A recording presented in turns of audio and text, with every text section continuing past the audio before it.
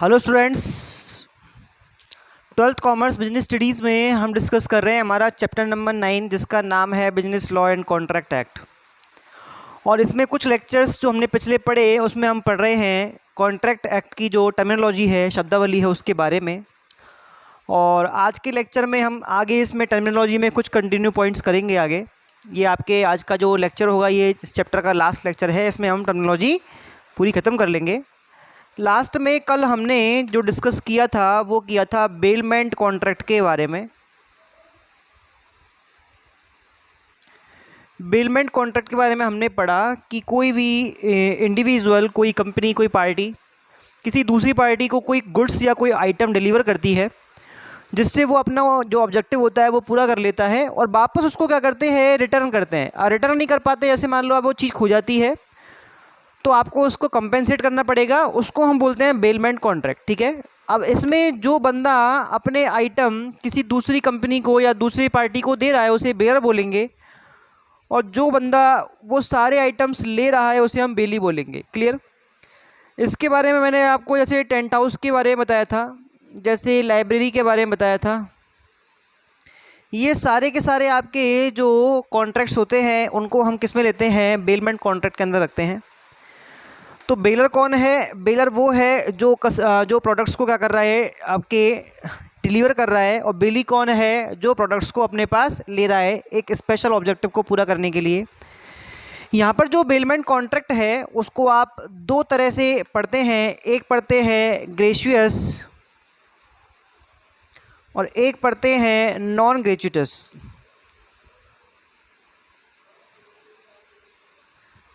ग्रेचुइटस और नॉन ग्रेचुइटस क्या होता है? ग्रेचुइटस में क्या होता है आपके, इसको बोलते हैं निशुल्क निक्षेप और इसको बोलते हैं सशुल्क निक्षेप। दोनों के बारे में आप ध्यान से समझेंगे, इनमें कोई खास ज़्यादा आपका कॉम्प्लेक्सिटी नहीं है। अगर हम बात करें ग्रेचुइटस के बारे में और नॉन ग्रेचुइटस के बारे में तो बेलमेंट कॉन्ट्रैक्ट दो तरह का है आपका। ग्रेचुइटस कॉन्ट्रैक्ट जो होते हैं बेलमेंट के, उनमें क्या होता है, जैसे मान लो कोई बेलर किसी बेली को कोई गुड्स डिलीवर करता है तो गुड्स डिलीवर करने के बदले में बेली से कोई भी किसी भी तरह का कोई फीस या चार्ज या पेमेंट नहीं लिया जाएगा। ध्यान रखना है, यहाँ से हम कोई भी आइटम नहीं लेंगे, कोई पेमेंट नहीं लेंगे। यानी कि अगर मान लो लाइब्रेरी से आपने बुक निकलवाई तो लाइब्रेरियन आपसे पेमेंट नहीं ले रहा, और अगर मान लो आपने टेंट हाउस से क्या लिया, सामान लिया, तो टेंट हाउस वाला भी आपसे माल नहीं ले रहा। अगर ऐसी कंडीशन क्रिएट होती है तो भी उसे हम लीगल कॉन्ट्रैक्ट मानेंगे। लेकिन क्वेश्चन माइंड में ये आ रहा है कि सर यहाँ पे कंसिडरेशन तो आया ही नहीं। हमने पढ़ा था विदाउट कंसिडरेशन जो कॉन्ट्रैक्ट होते हैं वो कैसे होते हैं, वॉइड होते हैं। अब यहाँ पे अगर हम बात करें तो यहाँ से तो कुछ जा रहा है लेकिन यहाँ से कुछ भी नहीं आ रहा, तो इसे हम विदाउट कंसिडरेशन क्या कहेंगे, एक कॉन्ट्रैक्ट कहेंगे। लेकिन ये लीगल है।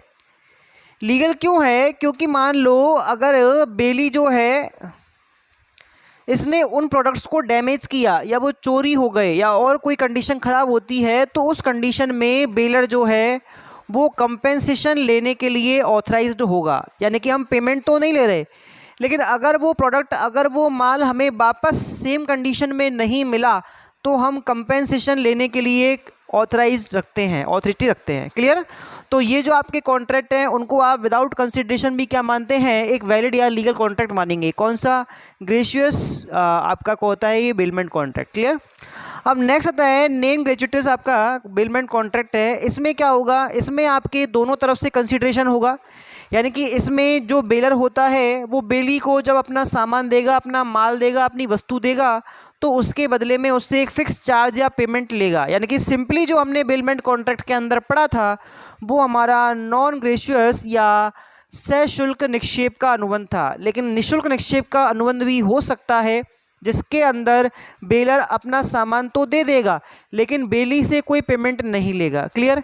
यहाँ पर कंसिडरेशन नहीं है। लेकिन अगर मान लो बेली ने यानी कि निक्षेप ग्रहीता ने किसी तरह का कोई डैमेज किया या माल ख़राब हो गया या माल नष्ट हो गया या चोरी हो गया, तो ऐसी कंडीशन में उसको उस माल का जो कंपेंसेशन है वो बेलर को देना ही पड़ेगा, चाहे इसमें पहले कोई कंसिडरेशन नहीं था। क्लियर? तो इस तरह से आपका जो बेलमेंट कॉन्ट्रैक्ट है उससे रिलेटेड जो आपकी शब्दावली है, जो टर्मिनोलॉजी है, वो आपको समझ में आ चुकी है। यहाँ पर आपको 2-3 चीज़ें ध्यान रखनी है। बेलमेंट कॉन्ट्रैक्ट क्या होता है, बेलर किसे कहते हैं, बेली किसे कहते हैं, ग्रेचुइटस बेलमेंट क्या होता है, नॉन ग्रेचुइटस बेलमेंट क्या होता है, इन चीज़ों के बारे में आपको 5 तरह की शब्दावली ध्यान रखनी है। क्लियर? नेक्स्ट हम बात करेंगे right of lien. Right of lien को ग्रहणाधिकार कहते हैं, ग्रहणाधिकार। देखो, राइट ऑफ लीन का मतलब होता है ग्रहणाधिकार, और इसके अंदर क्या होता है कि इसमें किसी एक पार्टी को, ध्यान रखना है, किसी एक पार्टी को किसी दूसरी पार्टी के किसी प्रोडक्ट को या उसके माल को या कोई भी मटेरियल या कोई भी सामान को अपने पास रखने की अथॉरिटी मिलती है। कब तक? जब तक कि उस आइटम से रिलेटेड जो चार्ज या पेमेंट बनते हैं वो दूसरी पार्टी चुका ना दे। नहीं है भाई? जैसे मान लो बी ने अपना कोई माल ए के पास जमा कराया, ए को दिया, और ए जो है उसको इस माल के साथ कुछ पैसे भी देने बनते हैं, और ये पैसे उसने नहीं दिए तो ए उस बी के उस माल को, उस आइटम को, उस गुड्स को अपने पास तब तक रखेगा जब तक उसे पूरा पेमेंट नहीं कर दिया जाता। सिंपल। इसके लिए हम एग्जांपल लेते हैं। जैसे मान लो एक सुनार है और इसके पास मान लो एक ग्राहक गया और इसने इसको 10 ग्राम गोल्ड और एक डायमंड जो है वो दिया। ये चीज़ जब इसने मटेरियल दिया है तो इससे क्या करना है, इसको एक अंगूठी बनानी है, बड़ी सी अच्छी सी अंगूठी बनानी है। यानी कि ये मटेरियल तो इसने ग्राहक नहीं दे दिया, अब इसको केवल और केवल अपना जो वर्किंग चार्ज है, जो अपना मेकिंग चार्ज है, वही लेना है। तो ये ग्राहक जो है इसके इस माल को ये सुनार तब तक अपने पास रख सकता है, उस बनी बनाई अंगूठी को तब तक अपने पास रख सकता है जब तक कि ग्राहक उससे रिलेटेड जो चार्जेस हैं उनका पेमेंट नहीं कर देता। इसे बोलते हैं राइट ऑफ लीन। ये समझ में आया आपको? राइट ऑफ लीन के अंदर ये चीज़ आपको ध्यान रखनी है। जैसे मान लो एक मैकेनिक है और मैकेनिक के पास एक बंदा अपना स्कूटर जो है वो दे के आया कि भाई आपको मेरा स्कूटर सही करना है। तो यहाँ से जो ग्राहक है उसने अपना स्कूटर दिया किसको? मैकेनिक को। मैकेनिक ने वो सही कर दिया। अब मैकेनिक उस स्कूटर को तब तक अपने पास रखने का क्या है, उसके पास अधिकार है, ग्रहणाधिकार है, जब तक ग्राहक उन सारे खर्चों को पेमेंट नहीं कर देता जो स्कूटर की रिपेयरिंग के लिए बनते हैं, मेंटेनेंस के लिए बनते हैं। समझ में आ रहा है? तो ये उसको बोलते हैं आप राइट ऑफ लीन। क्लियर? समझ में आ रहा है? ये चीज़ आपको ध्यान रखनी है। नेक्स्ट हम बात करेंगे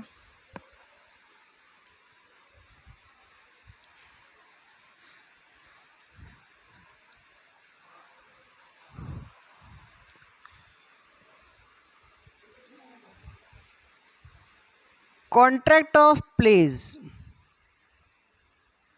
कॉन्ट्रैक्ट ऑफ प्लेस को गिरवी अनुबंध कहते हैं, गिरवी अनुबंध। देखो, नाम से आप समझ पा रहे हैं, गिरवी कोलेट्रल आपको रखना है यहाँ पर। तो यहाँ पे क्या होगा कि कोई भी इंडिविजुअल किसी दूसरी पार्टी के लिए, कोई भी इंडिविजुअल किसी दूसरी पार्टी के लिए कोई असेट या प्रॉपर्टी क्या करेगा, एज ए कोलेट्रल रखेगा। और इसको कोलेट्रल रख दिया है आपने। क्यों रखा है? क्योंकि आपने क्या किया है, बी से कुछ अमाउंट या तो लोन के रूप में लिया है या बी को कोई प्रॉमिस किया है किसी काम को करने का। ध्यान रखेंगे, या तो आपने कोई अमाउंट लिया है या आप उसको कोई प्रॉमिस कर चुके हैं कि मैं आपके लिए ये काम करूँगा। उसके लिए आपने जो असेट कोलेट्रल रखी है उसे हम क्या कहेंगे, गिरवी अनुबंध के अंदर रखेंगे। ठीक है? तो इसको बोलते हैं गिरवी अनुबंध।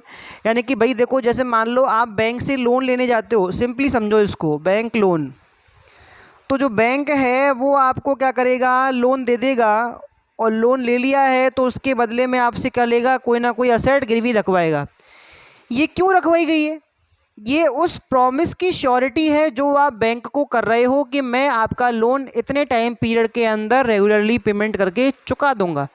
अगर आप नहीं चुका पाते हो तो ये सिक्योरिटी है, उस प्रॉपर्टी को, उस असेट को क्या करेगी फिर बैंक नीलाम कर देगी, बेच देगी और अपना लोन जो है उसका पैसा रिफंड कर लेगी। क्लियर?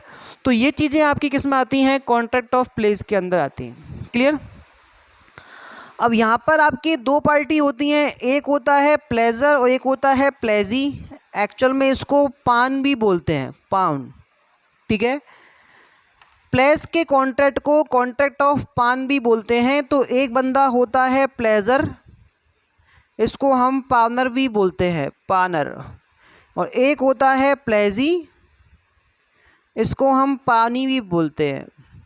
ठीक है, तो प्लेजर कौन है? प्लेजर है कस्टमर, जो बैंक के पास जाके अपना प्रोडक्ट उसे दे के आया है कि आप इसको रख लो और मुझे लोन दे दो या मैं आपके लिए काम कर दूंगा। क्लियर? और प्लेजी कौन है? जो बंदा क्या कर रहा है, अपना दूसरे व्यक्ति का माल अपने यहाँ रख रहा है, यानी कि यहाँ इस कॉन्ट्रैक्ट में हम बैंक को क्या कहेंगे? प्लेजी या पॉनी कहेंगे। क्लियर?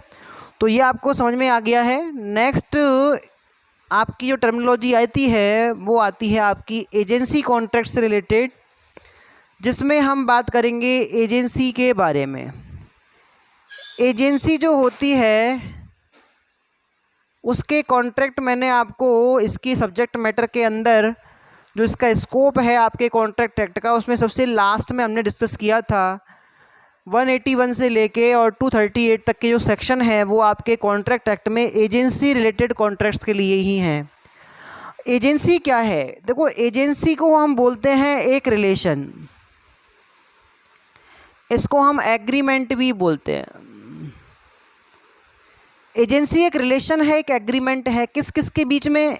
एक तो होता है प्रिंसिपल और एक होता है आपका एजेंट। इन दोनों के बीच में एक रिलेशन है, जहां पर जो प्रिंसिपल है वो प्रिंसिपल एजेंट को ऑथराइज कर रहा है। ऑथराइज किसके लिए? कि वो प्रिंसिपल को रिप्रेजेंट कर सकता है, रिप्रेजेंट कर सकता है, और जो आउटसाइड पार्टीज़ हैं उनसे कॉन्ट्रैक्ट कर सकता है। किसकी तरफ से? प्रिंसिपल की तरफ से। नहीं आया समझ में? भाई जैसे मान लो एक कंपनी है, इंश्योरेंस कंपनी, जिसका नाम है LIC कॉरपोरेशन। और LIC कॉरपोरेशन जो है उसने एक इंश्योरेंस एजेंट को क्या किया? अपॉइंट किया। ये एजेंट है, आप समझ पा रहे हैं? ये जुड़ा हुआ है किससे? LIC ऑर्गेनाइजेशन से। अब माना कि ये इंश्योरेंस एजेंट आपके घर आता है इंश्योरेंस पॉलिसीज़ के बारे में आपको डिटेल बताने के लिए, और आपको तरह तरह के प्रॉमिस करता है उस पॉलिसी से रिलेटेड, आपको उसके बेनिफिट्स बताता है, और फिर आपके साथ कॉन्ट्रैक्ट कर लेता है और आप एक पॉलिसी ले लेते हो।